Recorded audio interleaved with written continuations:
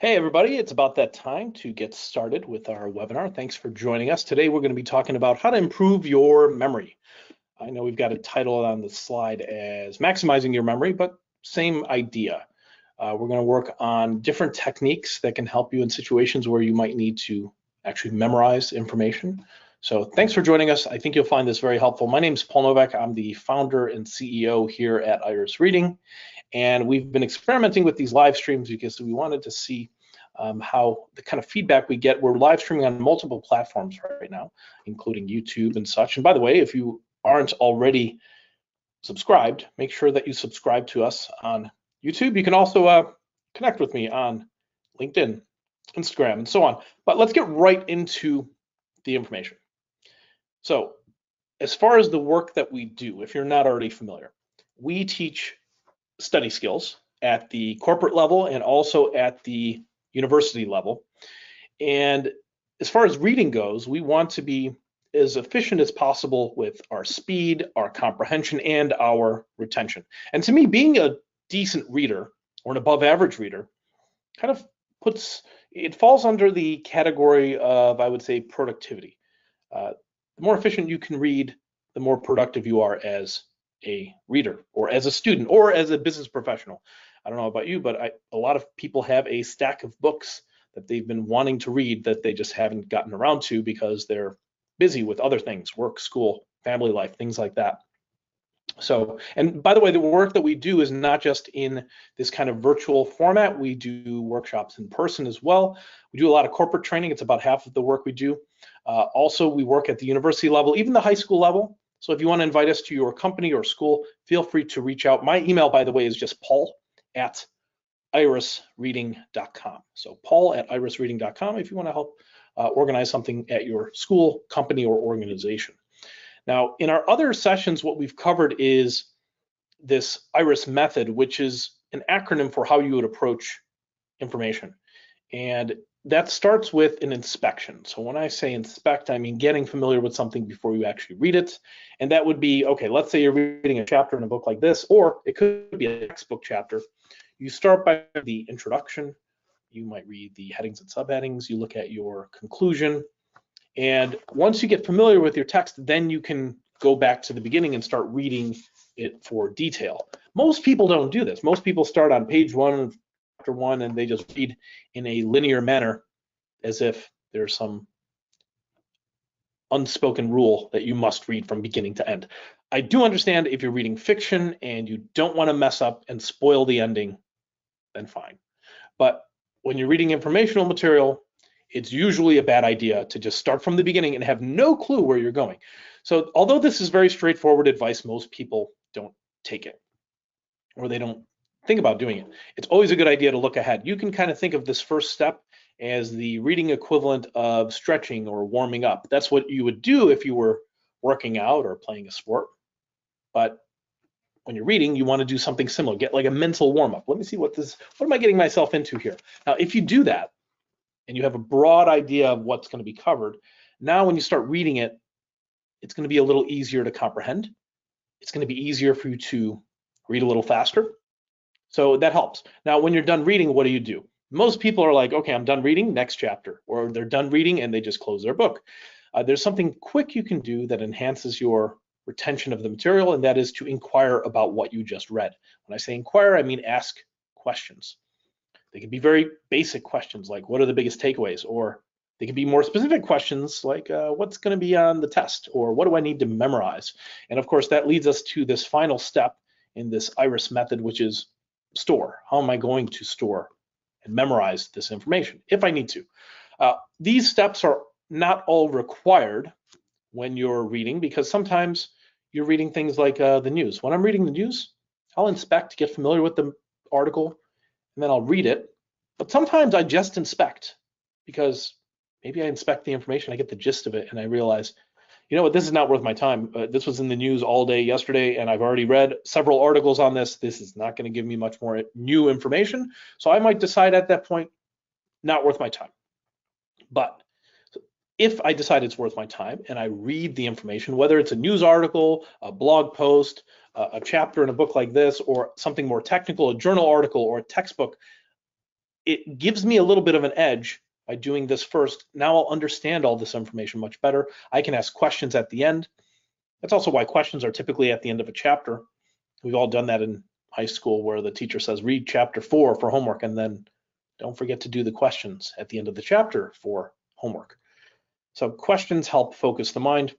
I want to focus today on storing information. What if you had to memorize something very specific? Because your understanding and your comprehension of the material could be pretty good, but you might forget things later on. Nobody has a perfect memory, and sometimes we really need to zero in and decide conscientiously, what do I got to memorize, and then figure out how we're going to memorize it. So that's going to be our focus today.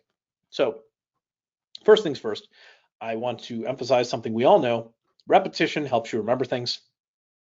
I'll repeat that. Repetition helps you remember things. I think we all know that. And I've got some musical imagery on the screen here because music is full of repetition.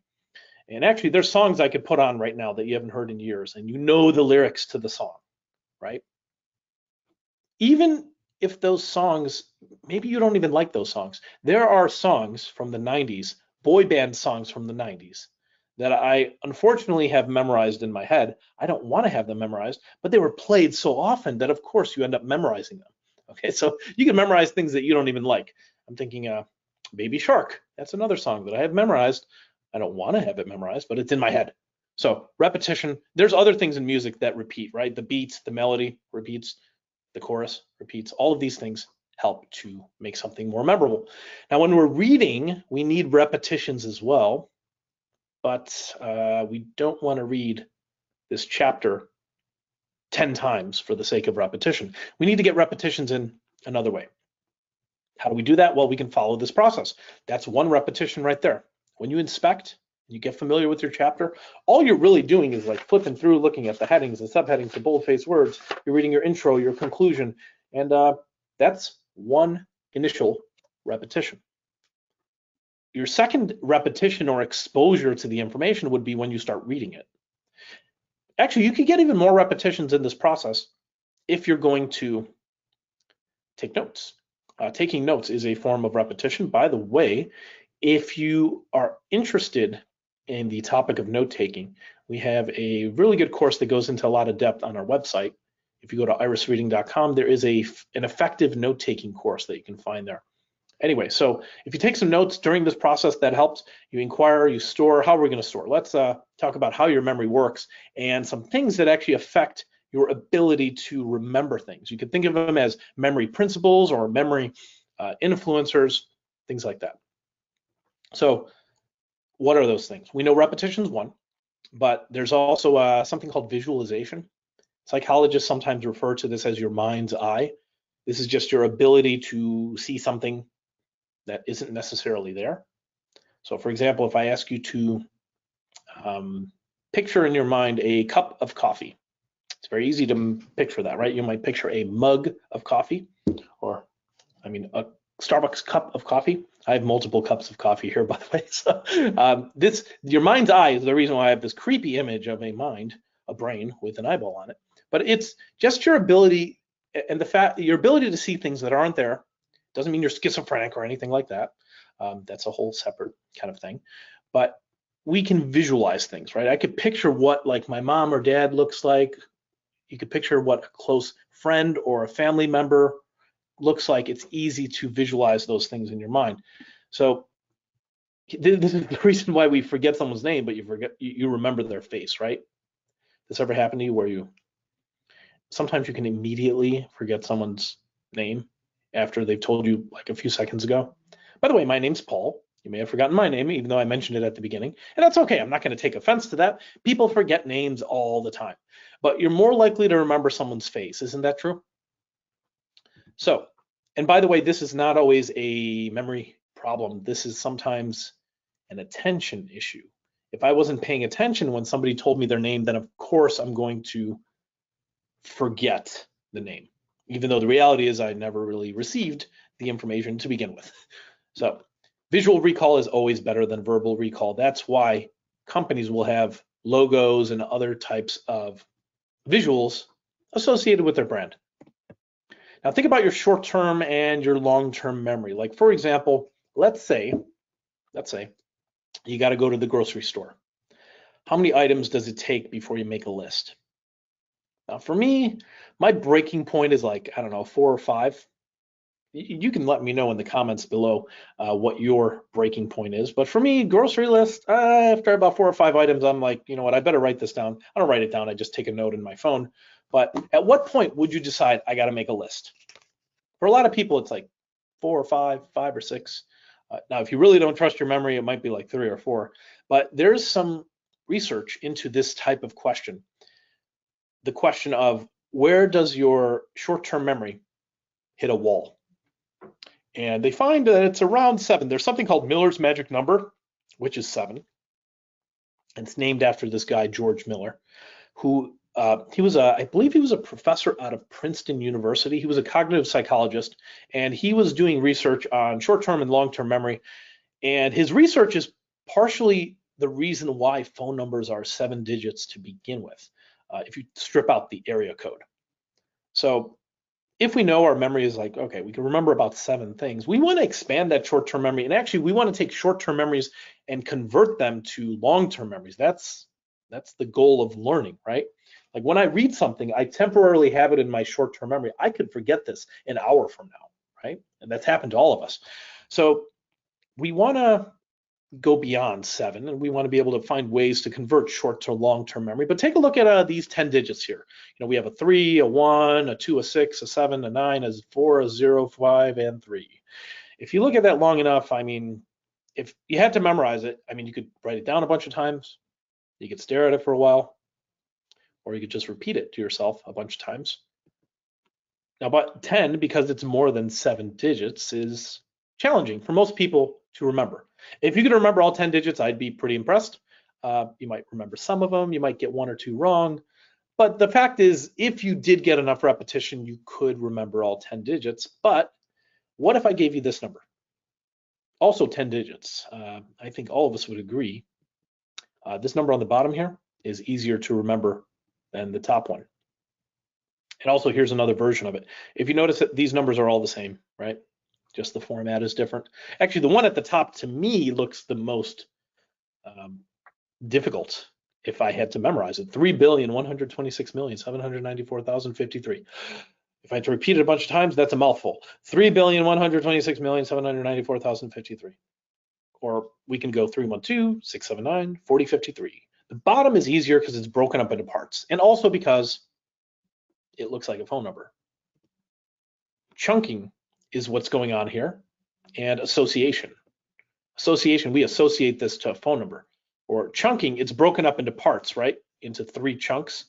Chunking is how we learned to spell the word Wednesday, isn't it? We did Wednesday. That's how we remembered to spell it. So 2 important things going on with our brain and our memory here is chunking and association. These are 2 other things that affect our memory. And association, this idea reminds me of something in psychology. They call it the Baker-Baker effect. It's sometimes referred to as the Baker-Baker paradox, but I would say that's an incorrect naming of this. It's not really a paradox.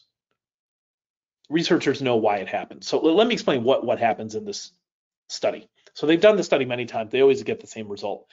They basically take 2 groups of people. One group, they're introduced to the same guy in both groups. But in one group, they're told that his name is Mr. Baker. In the other group, they're told that he is a baker. Now, in group number 1, they want to see how many people remember his name. So they don't tell him that's the purpose of the study. Otherwise, you would kind of skew the results, and everyone would try harder to remember the name. So they tell them the study's about something else. They bring them back later, ask them individually, what do you remember about that guy that you met earlier today? And most people forget his name. It's usually like 90% or more that forget his name was Mr. Baker. The other group is introduced to the same guy, and in the other group, they're told that he is a baker, his occupation. And what happens here is when they bring the group back and they ask them all individually, what do you remember about that guy? Almost everybody remembers that he was a baker. So easy to remember in one situation and hard to remember in another, even though it's the same word, baker. The reason it's easier to remember here when it comes to an occupation is all about association. you already have things associated in your brain when it comes to bakers, right? The occupation. What do you think of when you think of a baker? I don't know. I think of a certain kind of a look, right? Like a certain hat, right? Like a baker's hat, an apron. You might think of bread, cakes. There's a lot of things. Now, when it comes to Mr. Baker, that's hard to remember unless you make some sort of association. That name is going to be gone and you're going to forget it. By the way, we don't have time to cover techniques for remembering names in today's session, but if you are interested in that topic, we do have an online course that's focused on that. So you can check that out on the website, irisreading.com, if you're interested in the topic of remembering names. Now, there's one other thing that has a deep, deep impact on your ability to remember, and that is the idea that you remember things that are weird. Anything that's strange or ridiculous or exaggerated is more memorable. That's why at some point during the history of McDonald's, there was a marketing meeting and somebody decided, hey, let's use a clown to help sell cheeseburgers. It doesn't really make sense, but they went with that. And McDonald's is not the only company that uses weird or ridiculous imagery to help consumers remember their brand. When I tell you Geico, what do you think of? Maybe you think of that talking gecko, right? The lizard. Or if I tell you Coca-Cola, you might think of those polar bears that drink Coca-Cola, you know, during commercials. There's all sorts of things we can think of when it comes to various brands. And even the Super Bowl, when companies are spending top dollar, millions of dollars to advertise to the consumer, that's kind of like the prime time for funny, silly, ridiculous commercials. But advertisers do it on purpose because they know you're more likely to remember something if it's outrageous. So we're going to try to utilize this and take advantage of it when we try to remember things. And we're going to actually do a little exercise right now. So here's what I want you to do. We're going to memorize all 12 of these brain rules, so-called brain rules, from this book. That's the table of contents. So we got 1 is exercise, 2 is survival, 3 is wiring, 4 is attention, and then we got short-term memory, long-term memory, sleep, stress, sensory integration, vision, music, and exploration. Now, let's say you read this book. It's about 300 pages. It's a good read, but let's say you read it and now you're trying to memorize all of these brain rules. Maybe you got to remember them in a precise order. Now, we've only had one exposure to that information, right? I just told you what they were. There was exercise, survival, wiring, attention, short-term, long-term memory, right? 7 was sleep, 8 was stress, 9 is sensory integration, 10 is vision, 11 is music, and 12 was exploration. Did I get them right? I think I did. Now, I don't expect you to have them down right now, but there's a reason why I have them memorized, and it's because I do the same cookie cutter webinar every day at 3 p.m. Eastern time. No, that's not the reason. Actually, if I did the same cookie cutter webinar every day, I would start losing my mind. Anyway, what's really going on here is I've used a technique called the numeric peg system. And this technique, it helps you to remember things in a precise order. I've used this technique in a variety of ways. Usually I use it to help me remember new presentations. I've used it for other matters, but we're going to start by using this technique for this material right here. And the way the numeric peg system works is you take numbers and you basically convert them to visuals, okay? So the 1 is a pencil. Why? Because it has the same shape, that's all. So I need you to commit that to memory right now. 1 is going to represent a pencil. 2 is going to be a swan. Do you see the swan there? This visual resemblance, okay? It's not an exact look, but the 2 kind of looks like a swan. You see the long neck there of the 2 and the swan? Similar. Number 3 is McDonald's. You got to turn your head sideways for this one, but 3 is going to be McDonald's. Okay, hopefully you have that. And let's move on to 4. 4 is a chair. I know some people make their 4s like this. I make my 4s like this. And this is an upside down chair, basically. You see the seat here. There's a seat and the backrest and the legs over here. So 4 is going to be a chair. I promise you this is going to come in handy, and you only need to memorize 10 visuals for this system to work well. 5's a hook. Okay, you see the curvy part of the 5 here? There's the curvy part of the 5 and the hook right there. If you were making a hook from the top going down, that's how a 5 kind of looks. And by the way, we're doing 10 here, but let's do a quick recap of 1 through 5. Think to yourself if you could remember number 1. What is number 1? Hopefully you remember 1 was pencil. How about number 2? Do you remember number 2? That was a swan. Number 3, that was McDonald's. How about number 4? That, of course, is a chair. And number 5. Hopefully you remember, 5 was the hook. Okay, awesome. Let's move on to 6 through 10. 6 is going to be a cherry. So here's the cherry, and you see the little stem coming out. 6 is a cherry. 7 is lightning. Okay, it's actually, I'm in the Miami area, kind of close to Fort Lauderdale. And it's actually a thunderstorm going on right now. So just think of lightning when you think of the number 7. You see a number 7 right there? There's another 7 right over here, big 7.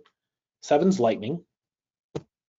8 is a racetrack, even though it'd be kind of weird if they had racetracks with intersections like that, but 8 is going to be our racetrack. 9 is going to be a balloon. Do you see the balloon there? So the balloon with a little string coming out of it, 9 is a balloon, and 10 is a place setting. So the place setting, a 1 and a 0. Okay, now this could be a spoon and a bowl, or it could be a plate. This could be a fork, this could be a chopstick, but you get the idea. 1 and 0 make up a place setting. So if you got to review this in your mind, what you're doing is basically thinking, okay, 1, what is number 1? Oh yeah, that's my pencil. I'm sorry, we'll do 6 through 10 because we already did 1 through 5. 6, cherry, right? 7, lightning. How about 8? Do you remember 8? Racetrack. Number 9. 9's the balloon. And 10. Place setting, right? Okay. So we got them all. Great. Let's see if, and if you got them all, great. This is just the first step. We're going to actually make some progress by actually trying to memorize something right now. So let's get to that.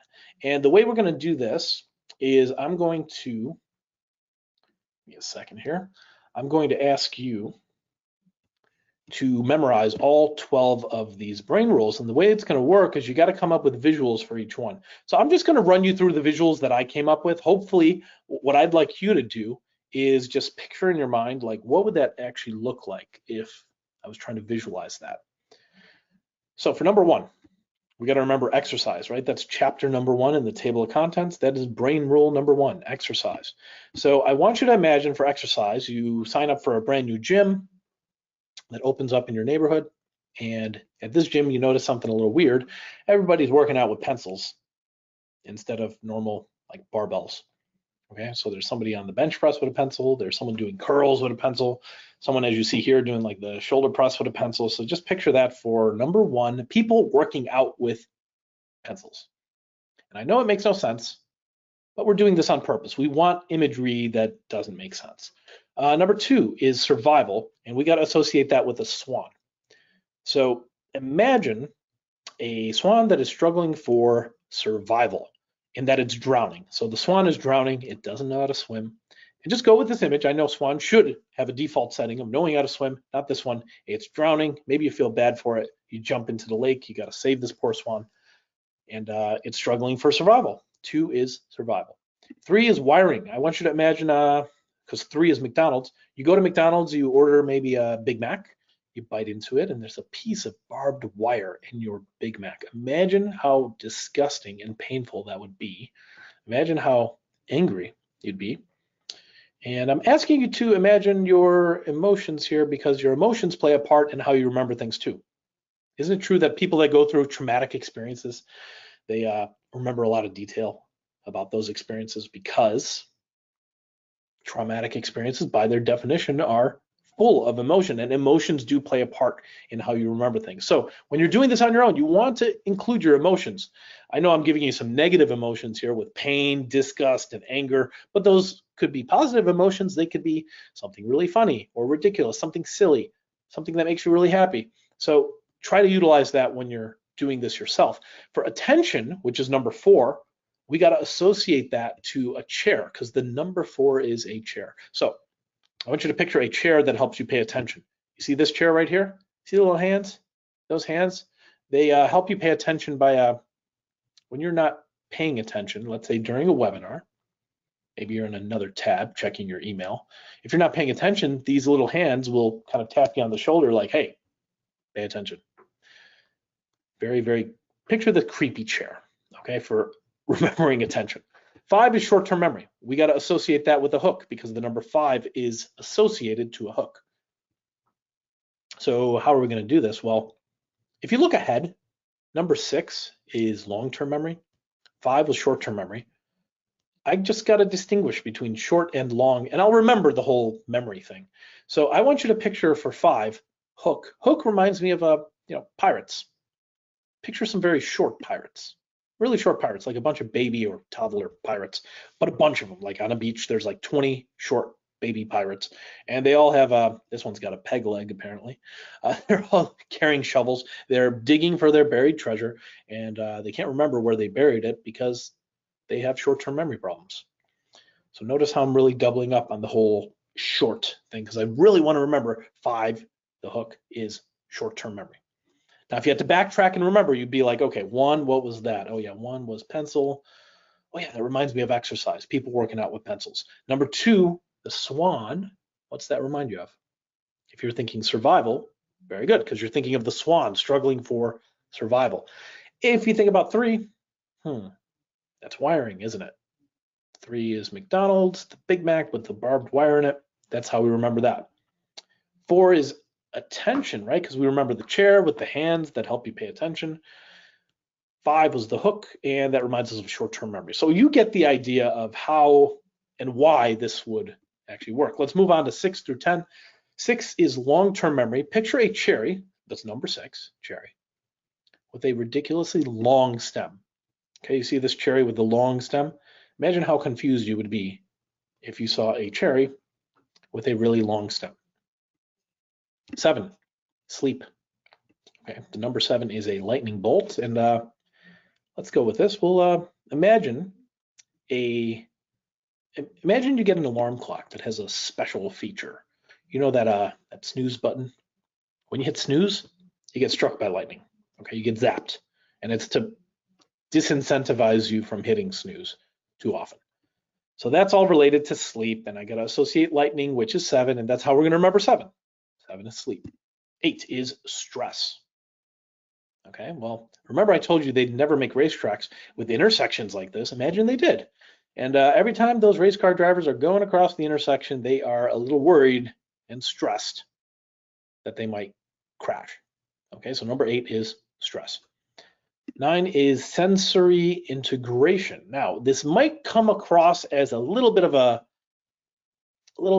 vague term, but it's really not. It's about your 5 senses. And your 5 senses all have visuals, right? We need to convert abstract to visual here. So 5 body parts, right? Put it inside of a big balloon, a giant balloon. There's a nose in there, an ear, an eyeball, a hand, a tongue. The more disturbing and creepy you make it, the better. Imagine those 5 body parts floating around inside of a balloon. And those 5 body parts are meant to remind us of the senses, the 5 senses, and the chapter, which is sensory integration. Okay, 10 is vision, right? Vision, we got a place setting here. Very obvious what we're going to do here. We're going to fill a bowl or a plate full of eyeballs. Because we got to remember vision. There's a plate or a bowl filled with eyeballs. That's how we'll remember 10. But don't picture this caricature of eyeballs. I want you to picture in your mind, like, what would real eyeballs look like? I think they'd be a little bloody, kind of moist. You know, the optic nerve still attached. Maybe one of them winks at you, and you're kind of put off by that. So, like I said, the more disturbing, the better. And there's a reason why you want to do this. The memory researchers have a fancy name for what we're doing here. They call it elaborative encoding. Elaborative encoding is just a fancy set of words for come up with something weird, and you're more likely to remember it. So 6 or 10, if you got to remember, you'd be like, okay, 6, that's my cherry. Oh yeah, the cherry with the long stem, long-term memory. How about number 7, that's lightning. What's that remind you of? If you're thinking sleep, that's because the alarm clock, right? You get struck by lightning when you hit snooze. How about number 8, the racetrack? Now, I don't expect you to memorize it like instantly. Through your first pass of this information, it would take a moment to kind of think, okay, 8 was my racetrack. What was going on there? There was that intersection. Oh yeah, they're stressed about the intersection. 8 is stress. But it's kind of how we're going down the rabbit hole to retrieve that memory. 9 is the balloon. Oh yeah, 9 was the balloon filled with body parts, the 5 senses, sensory integration. And 10 is a plate or a bowl. Oh yeah, the eyeballs on the plate or eyeballs in a bowl, that's vision. And we still have 11 and 12. 11 is music, 12 is exploration. The way you do this, if you got to remember all that and scale beyond 10, or what if you got to remember more than 20, what you do is you got to create some rules. And the rule has to apply to everything 11 through 20. You could think of it also as a theme. The rule that I use, and it could be practically anything, but it's got to be visual. The rule I use is snow, but your rule could be something else. It could be rain. It could be thunderstorms. It could be books, babies, celebrities, cars, whatever you want. So you settle on a theme or a rule, and then it has to apply to everything 11 through 20. And snow has a lot of potential visuals, snowflakes, blizzards, snowmen, what about a snowball fight, things like that. So 11, what we do here, we're going to use the pencil. Again, even though we used it to remember number 1, exercise, the difference here is we're going to use this in conjunction with snow. Some imagery that is snow related and some imagery that is related to the topic, whatever that topic might be. 12, same thing. Swan, snow, and the topic. What are the topics? Music and exploration. So let's do this. 11, pencil, snow, and music. Music reminds me of like a composer. The composers that do the music. I'm going to imagine a composer composing music with a pencil in blizzard-like conditions. Okay, a little, I think it's called a baton. They're using instead a pencil. So picture that, and that's how we might remember 12. 11 is music. 12, we got to use a swan, snow, and exploration. So the way you do this basically when you're doing it on your own is you're thinking to yourself, what do I think of when I think of exploration? For me, it's space exploration. So I go that route. For you, it might be something else. I mean, there's a lot of options for exploration when you think of different imagery associated. Exploration could remind you of exploring a jungle, exploring the ocean, climbing Mount Everest. It could remind you of Dora the Explorer. It reminds me also of Indiana Jones. There's a lot of options here. But for me, since the first thing that popped into mind was exploration is related to space, I'm going to go something space related. So I pictured I got to use a swan. So I pictured a giant swan-shaped spaceship with this kid astronaut, and it's snowing in space. You see the snow there? I know it makes no sense, but we're going to go with it because it doesn't matter if it doesn't make sense. It's actually better if it doesn't make sense. So that's how we'll remember exploration for 12. So if you had to quiz yourself, and you can quiz yourself later on today, see if you still remember these brain rules, be surprised. The way that you make it happen is you're basically thinking to yourself, okay, and you could even go out of order. I could tell you number 4, and you'd be like, number 4, that looks like, the number 4 looks like a chair. So the chair is basically your clue to remember, oh yeah, that creepy chair with the hands to help you pay attention. 4 was attention. If I told you number 7, you'd be thinking of lightning because 7 looks like lightning. Oh yeah, 7 reminds me of sleep. And you could even go backwards with this. If I told you, where does wiring go? Wiring. That should be number 3, right? The Big Mac with the barbed wire. Big Mac is associated to McDonald's. McDonald's is my number 3. That's how we arrive at that. Same thing if I told you stress. You probably remember number 8, right? So you get the idea here. And you just make more rules for more numbers. So if you have to go beyond 20, you just make another rule. Got to go beyond 30, make another rule. And I hope you never have to remember 45 things in a precise order. But if you did, at least you have a system for it. Most people don't. Most people just hope and pray that they somehow memorize it by repeating it a bunch of times, writing it down a bunch, or just staring at their sheet of paper. It's better to have a system, or you can think of it as a strategy than no strategy. Now, there's one other memory technique I want to cover here. That is a technique used by the ancient Greeks. And this is called the memory palace technique, also sometimes called the method of loci. It has to do with location. So remember in this technique, we were using numbers to remember things. Here, we're going to use location to remember things. So you got to create a location. You got to use a location that you're familiar with, like your home. And you got to do a walkthrough of your home first. First, you got to memorize that. So your walkthrough is going to be specific to you. And you think about number one, what is the first location you encounter when you get back home from work or school? Maybe it's the front door. It doesn't have to be the front door. It could be the garage. It could be the driveway. It could be the mailbox, whatever you want. But then you come up with another location right after that. It could be the closet, and then maybe the hallway, which leads to the kitchen, and so on and so forth. So we make a walkthrough. Now I've got 10 here. You could have more than 10. How many locations you have depends on, well, how many things do you need to memorize? 15 things, 12, 9. So once we have this memorized, and it's easy to memorize this, you just do it once. Now you have your home as one of these memory palaces to help you remember things. This is not the only approach you can take, by the way, because once you have this memorized, you associate things to it. You can take another approach, which is like, your morning routine. When you wake up in the morning, you're in your bedroom, and then maybe you go to the closet. You're getting ready for school or work. After that, what is it? Maybe it's the bathroom, and then the hallway leading to the kitchen. Now you're making yourself some breakfast. Maybe you sit down in the dining room to eat it, and then you're going to work, right? So you're out the front door on your way to work, and however you get to work. Could be the car, the bus, the train, and then maybe it's the first street that you encounter, and you just continue your commute from there.